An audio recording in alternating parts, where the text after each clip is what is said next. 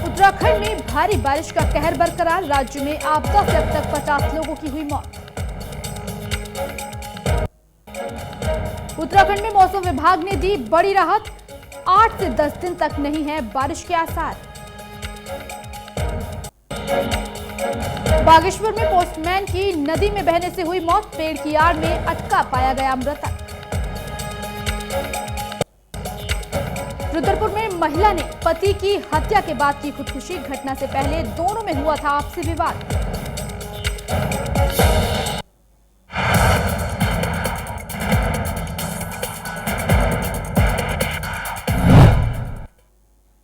नमस्कार, मैं राखी और आप देख रहे हैं न्यूज 31 उत्तराखंड और अब वक्त हो चुका है उत्तराखंड बुलेटिन का।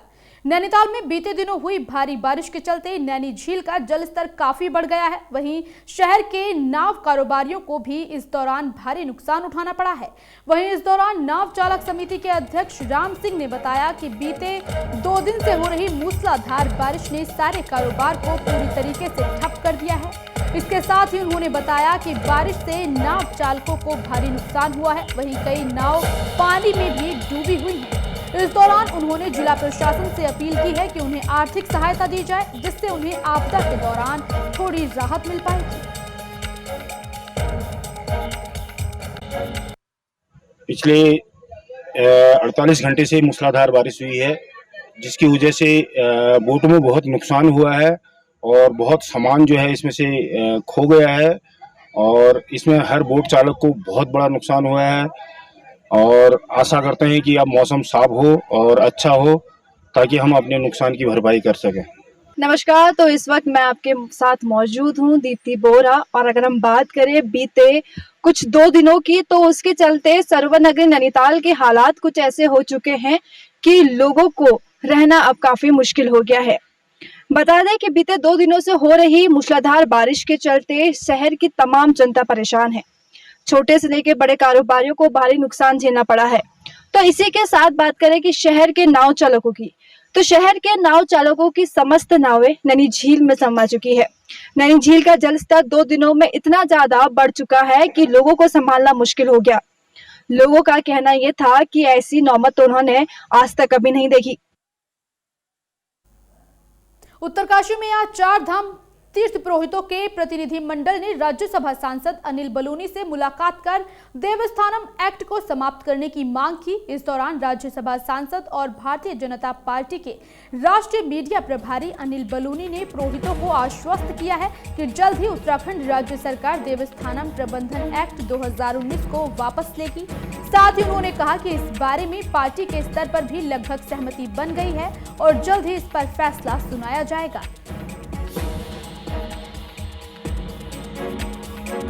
उत्तराखंड का जो लाल है अनिल बलूनी, उनसे आज जो वार्ता हुई, उन्होंने स्पष्ट कर दिया गया उनके द्वारा कि जो ये देवस्थान जैसा काला कानून बनाया गया था, उसके लिए सारे उच्च स्तरीय पे जो बैठक हुई है, तमाम जो बड़े नेताओं से बैठक हुई है, सबका निर्णय है कि मंदिरों का सरकारीकरण नहीं होगा।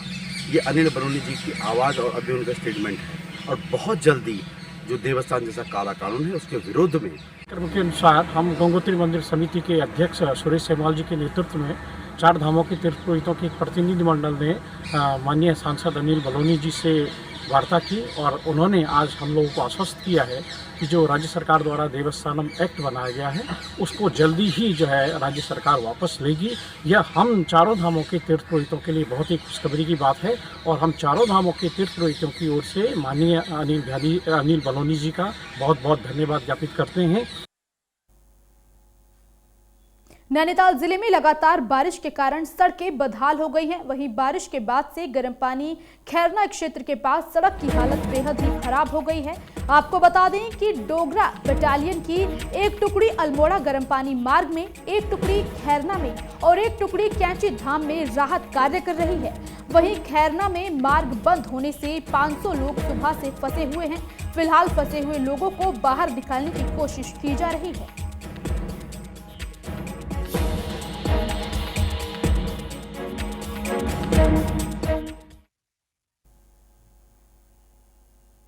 उत्तरकाशी के गंगोत्री राष्ट्रीय राजमार्ग में बारिश के कारण झाला मार्केट के एक पुल पर पूरा गंदा पानी जमा होकर गंगा नदी में गिर रहा है, जहां अभी तक इस पानी की निकासी का कोई रास्ता नहीं बनाया गया है। वहीं इस पानी से गंगोत्री राष्ट्रीय राजमार्ग को जोड़ने वाला पुल खतरे की चपेट में आ सकता है, जिसको देखते हुए स्थानीय लोगों की ओर से लगातार इस पानी की निकासी की मांग की जा रही है, लेकिन फिलहाल कोई कार्रवाई नहीं होने से अब पुल पर खतरा लगातार बना हुआ है।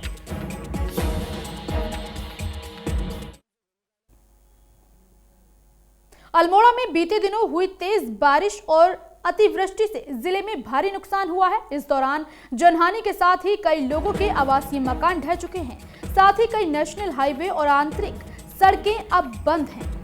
वहीं आपदा कंट्रोल रूम से मिली जानकारी के मुताबिक अतिवृष्टि से जिले में 6 लोगों को अपनी जान गंवानी पड़ी है। इस दौरान जिला आपदा अधिकारी राकेश जोशी ने बताया कि अतिवृष्टि से जान गंवाने वाले सभी मृतकों के परिजनों को आपदा के मानकों के तहत राहत राशि बांटी गई है। उन्होंने कहा कि अभी 45 से ज्यादा जेसीबी मशीनें सड़कों को सुचारू करने में लगाई गई हैं। साथ ही उन्होंने मौसम विभाग के पूर्वानुमान के मुताबिक आगे मौसम साफ रहने की बात कही है। विगत 2 दिवस से हुई वर्षा से आज थोड़ा सा राहत मिली हुई है। आज मौसम साफ है। और अगर नुकसान की बात करें तो विगत 2 दिवसों में हमारी 22 आंतरिक और राज्य मार्ग मिला के मार्ग बंद हुए हैं, जिनको कि खोले जाने की कार्रवाई की है और अधिकांश उसमें से खोले जा चुके हैं। उसके अतिरिक्त 22 भवन आंशिक और 5 भवन पूर्ण क्षतिग्रस्त हुए हैं। साथ ही 6 जनहानि हुई हैं, जिन्हें की तत्काल राज्य आपदा मोचन निधि के मानकों के अनुरूप राहत राशि वितरित कर दी गई है। 22 सड़कें अवरुद्ध हुई थी जैसा मैंने बताया, और उसमें अभी भी सभी जगहों पे लगभग 42 जेसीबी मशीनें हमारी सभी विभिन्न मोटर मार्गों पर कार्य कर रही हैं। और उम्मीद है कि आज शाम तक सारे सड़क मार्गों को हम लोग यातायात के लिए दुरुस्त कर लेंगे। और इसी के साथ आज के बुलेटिन में बस इतना ही। अब मुझे दीजिए इजाजत। बाकी की खबरों को देखने के लिए आप बने रहिए न्यूज़ 31 उत्तराखंड के साथ। नमस्कार।